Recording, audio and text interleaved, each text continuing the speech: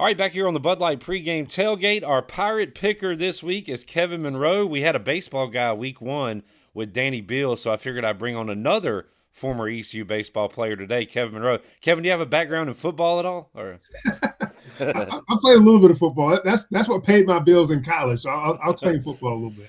real quick, I offended Mike Mullis the other day, I think. I said out of all the athletes, baseball players, generally speaking, are the most cocky athletes. You've been in football locker rooms, baseball locker rooms, probably played a lot of pickup basketball as well.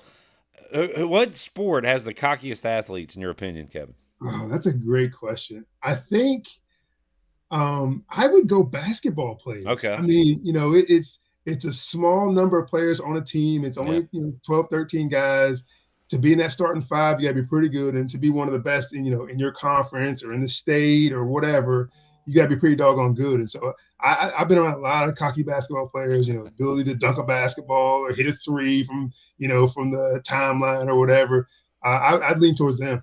All right, there you go. There's Kevin's answer. All right, Kevin, let's get some of your picks. We'll end with East Carolina and Old Dominion, but how about Charlotte, the old Biffer, going to Chapel Hill to take on North Carolina? North Carolina, solid road win at Minnesota. It came at a cost. They lose one of their quarterbacks.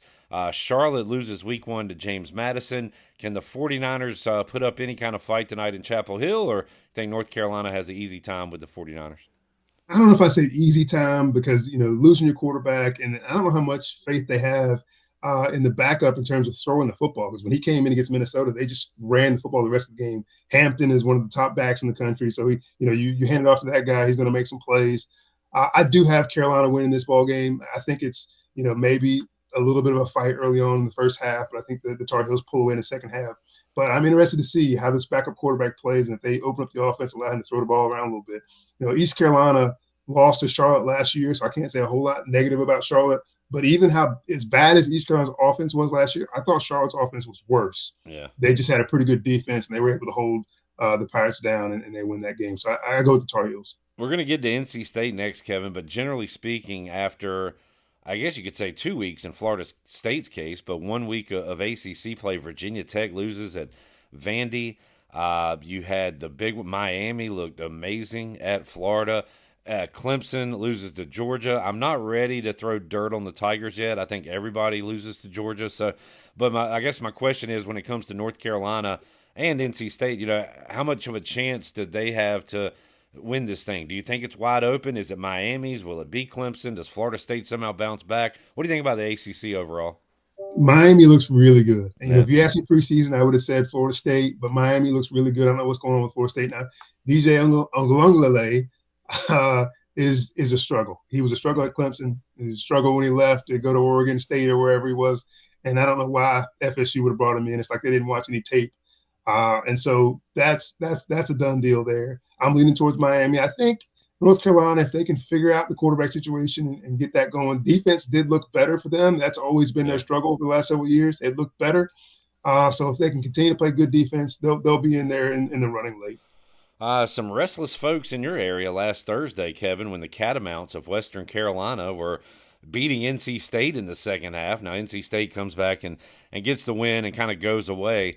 That was their tune-up for Tennessee. They'll face a real quarterback tonight. That guy at Tennessee is dynamic. I'm going to learn to say his name by week 4 or 5 because everybody should know his name.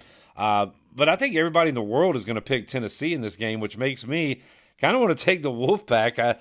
So my brain is in a pretzel here for this ball game. So what do you think is going to happen tonight in Charlotte? Had the Wolfpack showed up last week and they were like 30 some odd point Yeah. favorites versus Western, and in the fourth quarter that game is still either tied or like within one score. That gave me pause. So obviously they're better than Western Carolina. They're better than what they played on Thursday night, but I don't think this game's close. I think Tennessee, they're calling it a neutral site. It's in Charlotte. But the Vols fans travel well. I think this game gets away from NC State in the second half.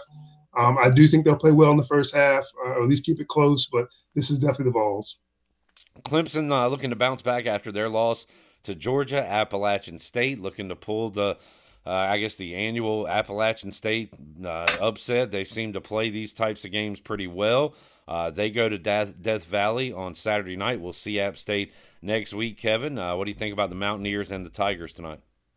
App State's always a tough game. It's always a tough game for the Pirates. You know, they always play well. And they play up to the level of competition. Usually don't play down to it. But they were big favorites this past week, and East Tennessee State was hanging in there. In the second half, that was still a ball game. I think they were tied in the third quarter at one point before App State went on to score like 21 unanswered or something like that. So I'm not sure what was going on in that game, but it took them a while to get going. So I expect Clemson to bounce back and win this ball game. You know, as you said, they played against the best team in the country in Georgia. And just kind of got smothered defensively. The quarterback couldn't do a whole lot. He only threw one interception. It wasn't a terrible performance by him, but they just couldn't get much going at all. Didn't even have 200 yards passing. So I expect Clemson to bounce back and win this game. Although I think App State hangs around for a long time.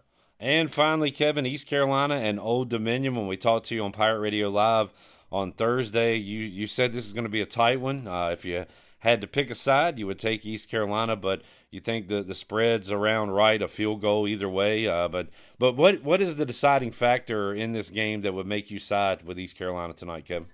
I think you're going to see very similar offenses. Both teams like to get that hurry up tempo offense going, getting downfield, and turnovers. I think turnovers are going to be the key. You know, the Pirates turned over a bunch last week. ODU turned over a little bit, but they got sacked a few times. You know, holding on to the football too long. I think both teams score some points, but it's going to be the turnovers. Taking care of the football is going to be the deciding factor on the road at ODU.